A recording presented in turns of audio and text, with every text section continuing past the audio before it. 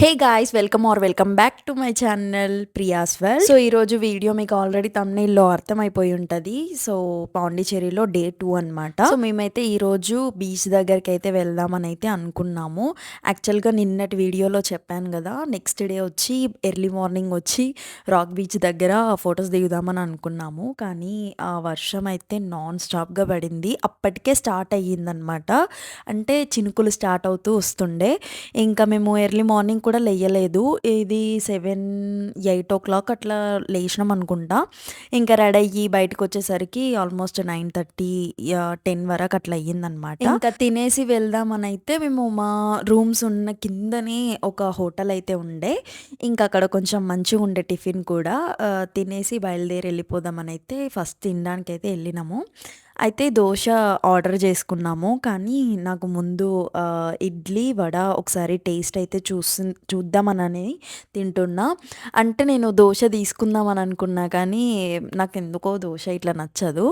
తినాలనిపిస్తేనే కొన్ని దోశలు వెరైటీగా ఉంటాయి, అట్లాంటివి మాత్రమే నచ్చుతాయి. నార్మల్గా ప్లెయిన్ దోశలు మసాలా దోశలు ఏవి నచ్చవన్నమాట. ఇంకా టేస్ట్ బాగుంటుందో లేదో అని అనుకున్నా. కానీ బాగానే ఉండే అనమాట. ఇంకా నేను ముందే ఇడ్లీ వడ ఆర్డర్ చేసుకున్నందుకు ఇంకా దాంతోనే అడ్జస్ట్ అయిపోయినా. మేము ఇక్కడ వెళ్తున్న బీచ్ సైడ్ వెళ్తున్నప్పుడు అప్పుడు ఇంకా వర్షం కూడా లేకుండే. అంటే స్టార్ట్ అయ్యింది, చినుకులు స్టార్ట్ అయితే ఎలా ఉంటుందో అలా స్టార్ట్ అయ్యిండే అనమాట. ఫుల్గా వర్షం కూడా రాలేదు. కానీ ఆ రోజటి నుంచి స్టార్ట్ అయ్యింది చూడండి. అసలు నాన్ స్టాప్ మేము ఎన్ని రోజులు ఉన్నామో అన్ని రోజులు వర్షమే ఉండే. లేక వెళ్తున్నా అని అనుకున్నా. కానీ ఏ ముహూర్తాన వచ్చినానో నాకైతే అర్థం కాలేదు. నేను పోయినందుకే ఆ క్లైమేట్ అట్లా చేంజ్ అయిందో నాకు అసలు అర్థం కాలే. ఫస్ట్ ట్రిప్ నా లైఫ్లో ఇంత బ్యాడ్ ఎక్స్పీరియన్స్ ఉంటుందని అయితే నేను ఎక్స్పెక్ట్ చేయలేదు. చిరాకు వచ్చింది ఆ వర్షానికి. నాకు అసలు ఇంకా వెళ్ళిపోదాం ఈ ఇంటికి, అసలు ఉండాలని కూడా అనిపించలేదన్నమాట ఎందుకో. కానీ ఇంకా అక్కడి నుంచి వచ్చినాకనేమో మొత్తం ఆ వైబ్సే గుర్తొచ్చిండే. ఒక ట్రిప్ నుంచి వెళ్తే మొత్తం అదే గుర్తొచ్చిండే అనమాట, ఆ ప్లేసెస్ అవన్నీ కూడా. చూడండి క్లైమేట్ ఎంత బాగుండేనో. ఇది మేము సెకండ్ డే అనమాట అక్కడ ఉన్నది. వెళ్ళిన రోజు కంటే నెక్స్ట్ డే చాలా బాగుండే క్లైమేట్. కాకపోతే ఎండ లేదు, అసలు చినుకు కూడా లేదు. కానీ వెళ్ళిన తర్వాతకి స్టార్ట్ అయిందనమాట వర్షం. ఇక్కడ బీచ్ దగ్గరికి వెళ్ళినాక ఒక ఇన్ఫ్లుయెన్సర్ అయితే కనిపించింది. తను అక్కడ కూర్చునిండే.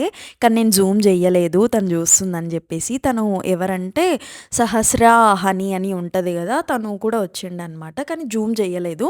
మేము అక్కడ ఫొటోస్ దిగేసరికి తను ఇంకా వాళ్ళంతా ఫ్యామిలీతో వచ్చినట్టున్నారు, వాళ్ళందరూ వెళ్ళిపోయారు. మేము అక్కడ బీచ్ దగ్గర ఉంటే కూడా మా పక్కలనే మా వెనకాలనే పోలీసులు కూర్చొని ఉన్నారనమాట.